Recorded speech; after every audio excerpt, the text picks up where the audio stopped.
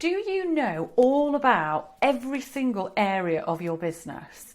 Are you one of these people who feels constantly under pressure to learn more and more about business and to understand the nitty-gritty of every single part of it? Or you perhaps feel as though you're not quite fit for business or not quite taking the level of responsibility that you should do, or don't quite have enough knowledge?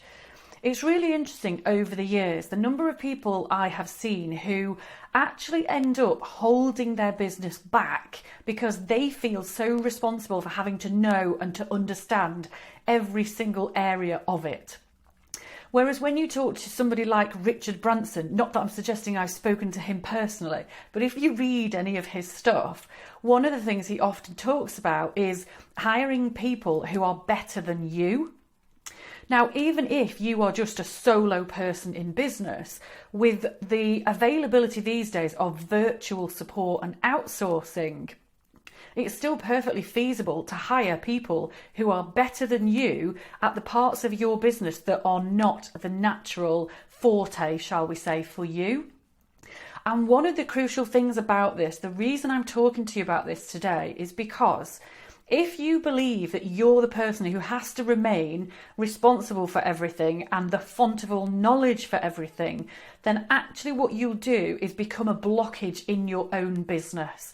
And I've seen a lot of people really hold themselves back by doing this because they can't relinquish some of that functionality, some of that responsibility to allow other people who are much better than them to enable them to push the business forwards. So as long as you stay a control freak, then you're going to be a blockage in your business. So here are some things that you can think about to help you remove some of that burden from you, remove some of that sort of onus and responsibility from you having to be at the crux of absolutely everything.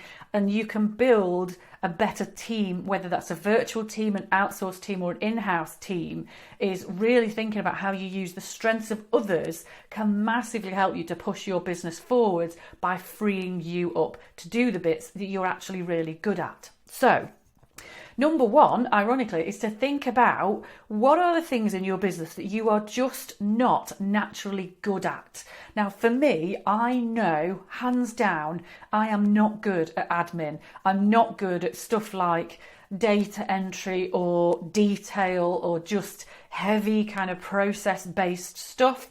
Anything that I consider to be sort of mundane or detailed, my poor little brain wanders off. My concentration span is fairly dismal, and I will procrastinate. I will do anything else humanly possible rather than have to sit and do things that I find really detailed or that I'm just not that good at.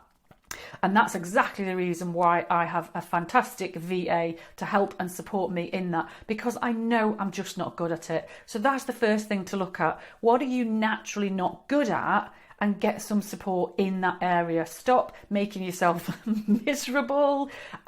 Play to your strengths, release yourself from this stuff that is just not your thing and get somebody else to do that for you. Find a way to outsource or to pass that on to somebody else. The second thing is just look for things that you just don't like. And I guess my perfect example here is blogs. So I'm not bad at writing blogs.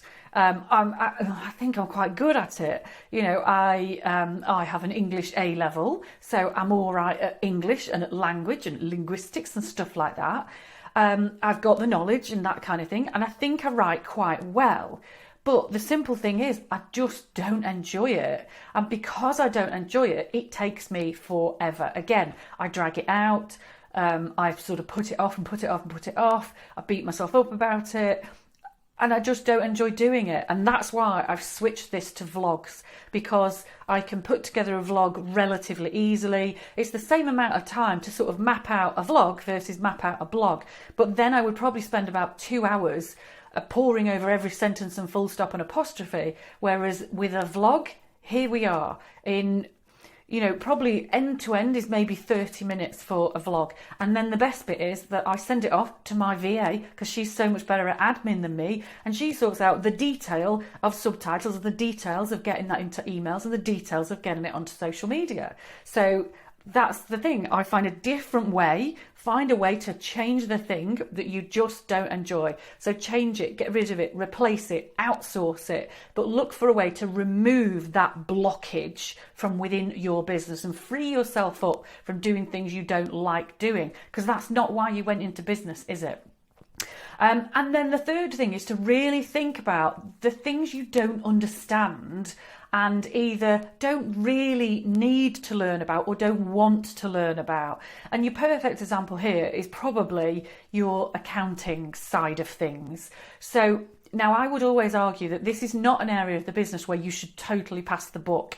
This sits with you in the sense that you do need somebody to help you to understand and to learn about the key numbers. The key numbers are always going to be your responsibility, but how those key numbers are reached, the data entry bit, the submitting things by the right deadline, the getting things into the right format, that does not have to sit with you. If you're doing all of that level of detail, then you're taking time away from doing the things you're really good at, doing the higher value things, doing the things that totally float your boat, and actually the things that is what your customers really come to you for.